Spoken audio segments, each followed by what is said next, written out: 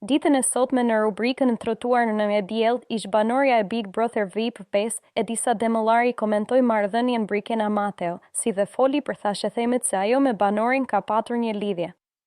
Ish banorja shprehu se asaj nuk I erdhi mirë që në finale shkoi një djalë që solli të shkuarën e një vajze brenda shtëpisë dhe se Mateo e nxori Brikenën mashtruese para shqiptarëve. Ndërkohë, aludimet se ajo ka patur më parë një marrëdhënie me Mateon, I mohoi dhe tha se ata nuk e kanë njohur njëri tjetrin para se të futeshin në shtëpi.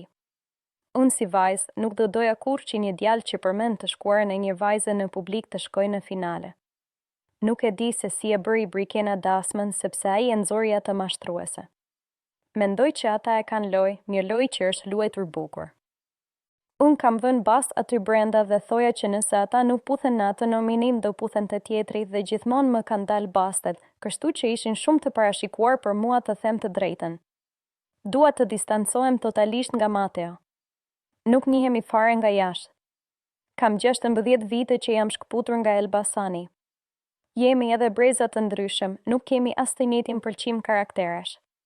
Mendoj që sulmin ndaj Brikenës donin vetë ata ta interpretonin si xhelozi dhe kjo ndodhte sepse nuk kishin argument që t'ia dinin, përdornin pretekstin se unë isha xheloze. Ju lutem, hera e parë dhe e fundit që e them këtë. Edhe unë I pëlqej çunat muskuloz, por dua që të jenë të fortë edhe në karakter, diçka që te Mateo nuk e pash, gjithsesi tek ai shoh një djalë të mirë, tha Edisa.